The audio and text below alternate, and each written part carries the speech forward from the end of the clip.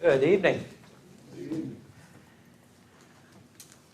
Good to see back Mike with us tonight. That's kind of like Mike back with us tonight, but a little bit different. It's good to see Mike back with us tonight.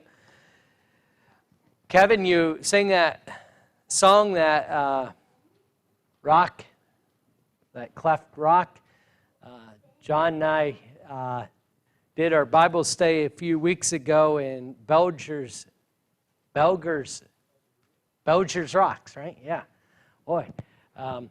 Belger's Rocks, and we started our study and could hear this ruckus overhead, and we thought, what's that? And here a bird had made her nest under the cleft of the rock, and the nest was down under there, all protected from the weather, and she was running food back and forth while we were doing our study. But what a great illustration of what that means, what Christ, the rock that followed them in the wilderness, was.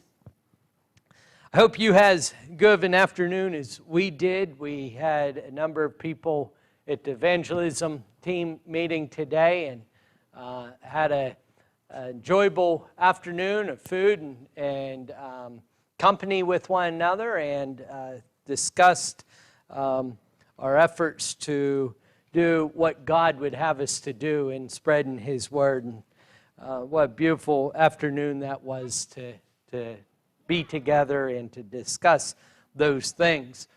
Tonight's message and the topic of tonight's message isn't such a warm heart type of topic. Nonetheless, it's a topic that we can learn from, that we can glean great wisdom from. As we've been going throughout the life of Moses, we've seen both some high points, a lot of high points, and by the same token, a lot of low points as well in Moses' life. And while we're not dealing directly with Moses, although we'll see his involvement with this situation in Leviticus, the 10th chapter today, we see that Moses is right here and involved in many ways. You'll recall that the priesthood in the Old Testament time was to be of the tribe of Levi. So they were to all be Levites. And Aaron and Moses were both Levites. But the high priest had to come directly from the lineage of Aaron himself. And so you had to be of the tribe of Levi to be a priest, but to be a high priest, you had to be a direct descendant of Aaron. And today we are talking about maybe the two most famous sons of Aaron, Nadab and Abihu. Not famous for good reasons, but rather for very sad and unfortunate reasons. Now, Kevin read for us this chapter 10, verses 1 through 3, where we see Nadab and Abihu come before the tabernacle, and they offer an unauthorized fire, and they are consumed with fire. And I remember this story being used quite effectively, Stephanie, to keep us scared right into line when we were young. You remember that? You remember that. It was effective for that, wasn't it? And there's a message there for us from God that we ought to be serious, that we ought to be aware of what we are doing. But also, there is a place where this is used as that vengeful, unforgiving God of the Old Testament, as opposed to the loving and kind God of the New Testament. And I've done a lot and talked a lot about the fact that we serve one God. Both the God of the Old Testament and the God of the New Testament are one and the same. And I believe it's good for us to be mindful that God has promised the judgment to come. And at the same token, it's useful for me and helpful for me to be mindful of the fact that God was loving and caring and incredibly patient in the Old Testament. In fact, we can come through and we can see moments like this where God is punishing the people and say, boy, look how intolerant he was. Just a little strange fire, and all of a sudden you're dead. But it's interesting. I encourage you to read in your own time this week, and preferably next couple days, starting in chapter 8 of this chapter. But it's interesting to me that in chapter 8, we have the consecration of Aaron and his sons for the priesthood, because God has said, you are going to be the priests. And so we take the priest, Aaron and his sons at his time, and we go through this entire ceremony. And right at the end of that, in chapter 9, we see that Aaron now comes in and he gives the sacrifice of atonement. The sacrifice of atonement that lasted clear up through Jesus, who was our ultimate sacrifice of atonement. And just as Aaron concludes at the end of chapter 9, the ceremony of the sacrifice of atonement, his two sons, who are supposed to pick up and continue with the services, who were supposed to be responsible for serving in the manner that God had prescribed, that God had just spent chapters and chapters and chapters and chapters saying, this is how you do it. For one reason or another, some of which we will give some thought to in just a little bit, go about their job flippantly and say, well, we're not going to do it that way. And so I ask, was the pattern, was the message, was all the effort that God put into taking these people out of Egypt and forging a nation out of them, showing them this pattern of value or not? Because while on its surface we can look at God and say, how intolerant and impatient of a parent he comes off as, I do not believe that there's anything else that God possibly could have done and preserved the integrity of the religion that was in its absolute infancy. But if you would, let us consider starting off the special privilege of these two individuals. Now, if you would read with me again in the first verse, we read of Nadab and Abihu, and Nadab and Abihu, the sons of Aaron. Now, these individuals come from a place of privilege, not just a place of privilege, but a special place of privilege. It's interesting to me. In fact, I did not find any. I'm not saying that there aren't any, but I did not find any reference to Nadab and Abihu that did not reference Aaron as their father. And many times in Scripture, we see Nadab and Abihu, the sons of Aaron. Over and over, and each and every time that I looked at, we see Scripture referencing these individuals, the son of Aaron. Now, what does that mean? It means that they were coming from a place of privilege, that they had privilege that no one else had. First and foremost, they had access to the priesthood. If we were to go back into Exodus 28th chapter and verse 1, that we would see that it was given, as I just described, to these men to be the priest. In fact, we'll see that they had two other brothers, but something that's interesting to me is it does not seem as though the two other brothers began to serve as priests until these two died. Now, whether that's true or not, that they didn't, I wouldn't be emphatic about, but the point is that there are very, very few people with this privilege.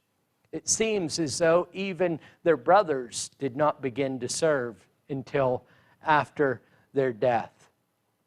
Now, what does this privilege, this special privilege, entail? We take it for granted that if we want to pray to God, we just pray to God, right? And Jesus Christ has given us the privilege of going right before the throne of God. Now, I'm not suggesting that the individuals of this time could not pray. They could pray. But what I am getting at is the access of God to God. If they wanted to make an offering to God, they had to take it to these very individuals. These individuals then had to sacrifice the offering to God on their behalf. As I talked a few moments before, at this particular time in history, it's possible that only 5 people alive have this privilege at all. They were the link between God and mankind. And so with a special privilege comes special responsibility. Now let me pause here for a moment, and it really wasn't intended, I didn't intend to go here, but I can't help but think about Jesus Christ. I mentioned him as it relates to our prayers just a few minutes before. But one of the things that is really difficult with throughout this time of pandemic is we have government making decisions in our lives that we've never had government make before. Like what businesses are essential. What people can be allowed to make a living.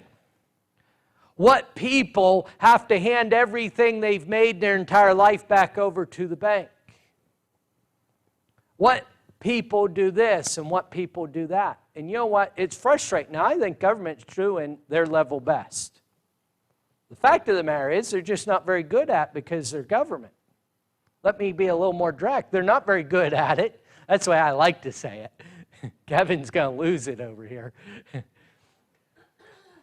They're not very good at it because they're people. If I want to be gracious, that's how I'd say it, right? Because they're people. Can you imagine having a high priest that was as flawed as you yourself? As your mediator between you and God? You think government making decisions for you is bad? Try a high priest. What a privilege we have. What a special privilege we have to have Jesus Christ as our high priest. But Nadab and Abihu came from a place of special privilege. But let us also consider the special place that they were at. You'll notice here as I read once again, starting in verse 1, and Nadab and Abihu, the sons of Aaron, each took his censer and put fire in it and laid incense on it and offered unauthorized fire before the Lord, which he had not commanded him. And the fire came out from before the Lord and consumed them, and they died before the Lord. Now, it's not mentioned directly here, although if we were to come back just into the previous verse that we would, or previous chapter, we would see it. They're standing in the tabernacle. The whole process, starting in chapter 8, is taking place at the tabernacle, where we are consecrating these sons and Aaron. And now we've went through the sacrifice of atonement, and now they are going to offer the offering of incense. They are at the tabernacle. Now that word does not do justice to its real meaning, because you will recall that the tabernacle at Mount Sinai was given instructions concerning what it was to be. And it was absolutely, completely overlaid with gold, overlaid with silver, overlaid with the most precious of metals. God said, here's how many rings I want you to make. Here's how big I want them to be. Here's how far apart on the veils I want them to be. Here's what the veils are to be made of. And all the treasures that the people had carried out of Egypt with them, they came and they gave of their precious values to make this tabernacle. This was no ordinary tent. This was a special place. But as precious and as beautiful as this tabernacle must have looked at, and we didn't even address the furniture in it that was amazing, right? That conquerors for centuries couldn't wait to get a hold of and to behold what's in this place, including the temple. None of that compares with the beauty of its purpose. You see, in Exodus 25 in verse 8, we see that the tabernacle was to be the dwelling place of God. So you had the tabernacle, which was a large tent. And as you entered the tent, you entered first off what was called the holies. And there's some furniture in there. And we'll talk about one of the things, the altar of incense, in just a moment. And some other furniture in there. But when you go through one more veil, there sat the Ark of the Covenant and the mercy seat, which was to be the very presence of God. And you will remember that after, again, if you'd go back to Exodus 25, you can read that after the tabernacle was completed, not till it was completed, but the moment it was completed, that the presence of God came and dwelt over it. And it would stay there. Remember the cloud, the pillar of cloud that led them by day and the pillar of fire that led them by night. This is where it stopped. This was the dwelling place of God. Have you ever been embarrassed by your children in someone else's house? Now, truth be known, you've probably had ill behavior in someone else's house. It's just that you weren't embarrassed by it because you didn't recognize it, or you wouldn't have been doing it to begin with. But I've been embarrassed in other people's houses. Dear friends in Cherry Tree that we would go to and visit on a regular basis had little knickknacks. I call them knickknacks. Is that derogatory? Mike says yes. The antique man says yes, that's derogatory. I don't mean it in that way. Little decorative things all over the place. And at the time, Anna was about 5 years younger, so she was 3 and follow. And most of you have been around Anna to know she's got lots of energy. She wanted to touch and play with everything. I'm smacking hands, and Sharon says, "Don't you worry about that stuff. It's just stuff." I'm like, no, I'm worried. I'll worry enough for both of us, right? Now, can you imagine this? Where Nadab and Abihu are. They're in the very house of God. Now, we talked this morning about what that is in the New Testament times. That's in our bodies. But this time, it was in the tabernacle. You read Isaiah, the 6th chapter, Revelation, the 7th chapter, and you see these images painted of the heavenly realm. The throne of God and how magnificent and all the goings on that takes place. Can you imagine walking into his household and being rude? Essentially, that's what Nadab and Abihu have done. You see, I mentioned that they were in the holy place, or I at least alluded to it.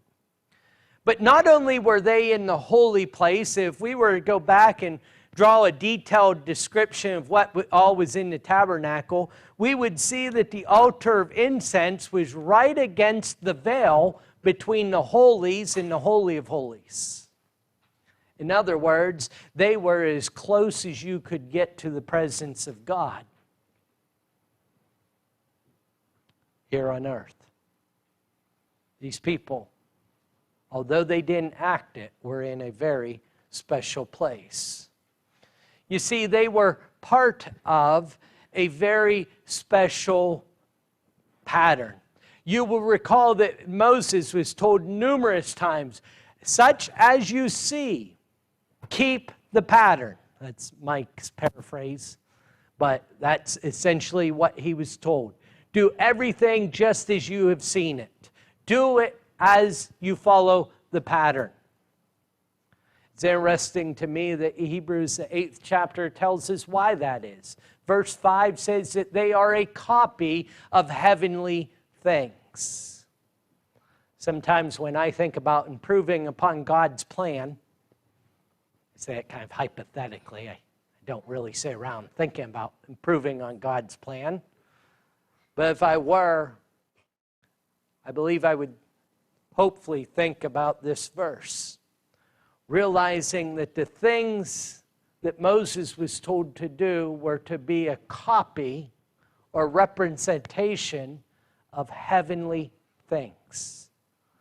And by the way, they were also a copy of our current age. I mentioned a great detail that this pattern included. But it wasn't just the tabernacle. It was the priests who were going to serve it. I don't know if you've paid much attention as I've referenced it too much, but basically we have 2 chapters talking about consecrating these young men to the service. One of them's largely taken up by Aaron's sacrifice of atonement, but we've got a lot of time dedicated, not just to the tabernacle, not just to the law.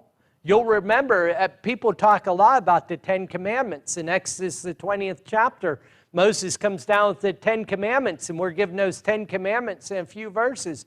But the rest of Exodus is chapter after chapter after chapter of detailed instructions. It was a special pattern. Not just the tabernacle, but these priests were supposed to follow. And so I ask, why a strange presentation? Why a strange presentation? Have you ever told, and again, children, I'm sorry, but not too sorry. Hi, Jason. Parents, have you ever told your kids, whatever you do, don't? And what do we do immediately, Jace? The moment Mom turns her back.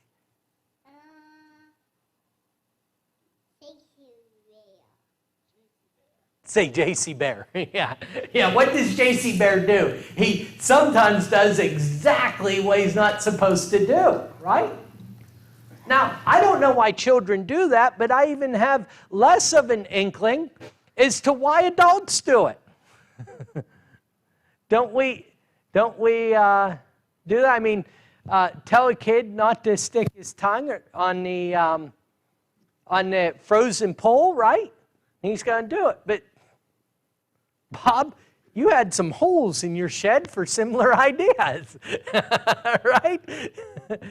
Don't blow that up. It'll be bad. Well, let's see, right? And we still do it as adults, don't we? When it comes to matters of religion, we've got to be careful. We've got to pay attention.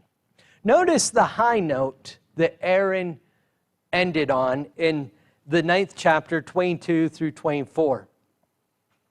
Then Aaron lifted up his hands toward the people and blessed them, and he came down from the offering, the sin offering, and the burnt offering, and the peace offering. And Moses and Aaron went into the tent of meeting, and when they came out, that they blessed the people, and the glory of the Lord appeared to all the people. And fire came out from the Lord and consumed the burnt offering and the piece of fat on the altar. And when all the people saw it, they shouted and fell on their faces. How, brethren, do we go from that to, and they got their own fire? Something that's interesting to me is the original fire from the altar came from God, and it was to be kept burning all the time. It was to never go out because it came from God. So why? Why then do they go get their own fire? Now, I'm not even sure, and I'm not sure of anyone who is, what it means to offer a strange or an unauthorized fire. I know it was something different than what God asked for. That's what I'm sure of. But doesn't it seem like extra effort to go get your source of fire somewhere else? Doesn't it seem like extra effort to put something else in the altar of incense or anything else? Why? Well, there's a couple of clues given to us I think are maybe some strong warnings for us. In verses 9 and 10, we read these instructions. And this, of course, is after Nadab and Abihu have been struck dead. The people are told not to mourn over them. And then Moses speaks for God. And this is what he says in verse 8. And the Lord spoke to Aaron, saying, drink no wine, no strong drink, you or your sons with you, when you go into the tent of meeting, lest you die. It shall be a statute forever throughout your generations. You are to distinguish between holy and common, and between unclean and clean. Now, it's a little bit off my outline here, but I think in our lives that we would do well to put effort into distinguishing between what is common, holy and common, and what is between clean and unclean. What's appropriate before the presence of God and what's appropriate elsewhere. But notice some of the ideas that they have here. It's interesting that God says, listen, don't drink when you're serving me. Almost seems obvious, doesn't it? Is it implying that they were drunk? I don't know. It seems like a good possibility to me. I think that would go hand in hand with what he says when he says later that you should know what's common and uncommon. You're treating God as something that's common. If that was the case, it was not an excuse, was it? He says, don't do this. Secondly, and I've already kind of stepped on its toes, but he says you need to know, you don't drink. Secondly, you need to know what's common and what's holy. In other words, do not have indifference. Oh, it doesn't really matter anyhow. Well, there's some things that really don't matter anyhow, right? Sometimes Amanda tells me to wear black shoes, and I'd rather wear brown shoes. It doesn't really matter anyhow, as long as I wear black shoes.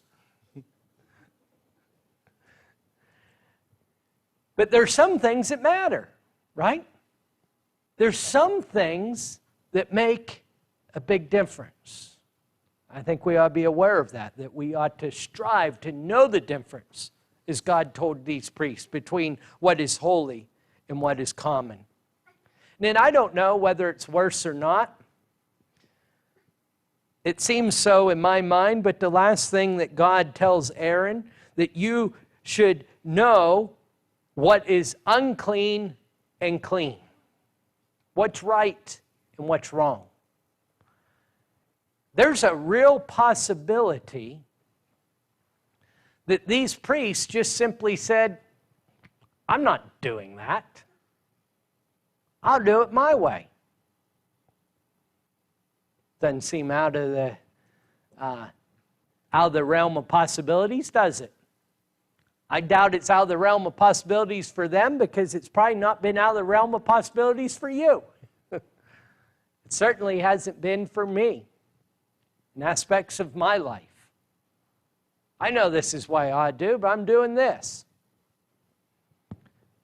Intoxication, indifference, or insolence. The bottom line was they offered a strange presentation, and it brought about a severe punishment. Now, verse 2 to me is as severe as we would need to be. He says, and the fire came out from before the Lord and consumed them, and they died before the Lord.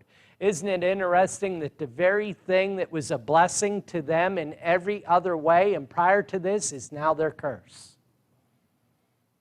The fire of the Lord was something that just a few verses earlier was amazing and beautiful to behold. But now they find themselves on the wrong side of it. But when I think of severe punishment, I think of verse 6 as well, where we read, and Moses said to Aaron and to Eleazar and to Ithamar, his sons, do not let the hair of your head hang loose, and do not tear your clothes, lest you die, and wrath come upon all the congregation. But let your brothers, the whole house of Israel, bewail the burning that the Lord has kindled. Moses says on behalf of God to Aaron and to his sons, don't you mourn. That's severe. But obviously, because God has done it, necessary. God is laying the precedence. God is laying the foundation of a religion. When Evie was young, she was my little buddy. I mean, she wanted Daddy. If she was excited, she'd say, Dad, Dad, Dad, Dad, Dad. If she was scared, Dad, Dad, Dad, Dad. No matter what, and that lasted right up until she went to daycare a couple days a week. And Amanda said, Mike, you go out shoeing every day. Why don't you drop her off and I'll pick her up? And then all of a sudden, I became the meanie that threw her out, and she only went a couple days a week for a short period of time, but I became the parent that kicked her out, and Mom became the parent that saved her. Then that kind of diminished a little bit. But you want to know what really, really set Amanda on fire? Was when she'd punish Evie. And she'd come running to me, Dad, Dad, Dad, Dad, Dad, Dad. And boy, it was hard, but I'd better turn my back. Right? I'd better not tell her mother was wrong. I hadn't so much turn my back. We'd have a short conversation. But I'd better not give any hint that I didn't think Mom should have been so severe, right? Because my sympathy to her can be seen as judgment of her. God is careful of the presidents that He sent. In conclusion, tonight I'll give you these 4 points as principles of sacrifice. Number 1, the aim of the sacrifice. Look at verse 3. Then Moses said to Aaron, this is what the Lord said, among those who are near me, I will be sanctified, and before all the people I will be glorified. What is the purpose of our worship? What is the purpose even of our lives? But to sanctify and glorify our Father. Nadab and Abihu had forgotten that. Notice in verse 1, and Nadab and Abihu, the sons of Aaron, each took his censer and put fire in it and laid incense on it and offered unauthorized fire. Now notice, they're doing all this, but notice the next phrase, before the Lord. You see, God was the auditor. I believe it's good for us to remember not only in our lives is God our auditor, but in our worship, that God is the sole auditor, the sole individual in the audience. We need to remember the authority. We see unauthorized fire before the Lord, which He had not commanded them. in matters of sacrifice, in matters of religion, we would do well to remember who the authority of our lives are. In fact, in all matters of our life, we would do good to remember who the authority of this world is. And lastly, as we look at the fact that God seems to deal with intoxication, insolence, and indifference, we would do well to remember our attitudes in worship and in our lives. It's not the most pleasant of subjects for us tonight, but it is one of great learning, one that I hope that you find beneficial in helping you live closer to Jesus this coming week. If you've not submitted your life to Him, as we've addressed tonight in many different ways, He is the true authority of our lives. He is a loving God who's done all He can to preserve your way, to sanctify, to lay out a way of salvation for you. And if you've not received that, if you've not made Him King of your life, being willing to do absolutely everything you can to serve Him and be in accordance with His will, then please, why not start that tonight by making that need known? Come forward as together we stand and sing.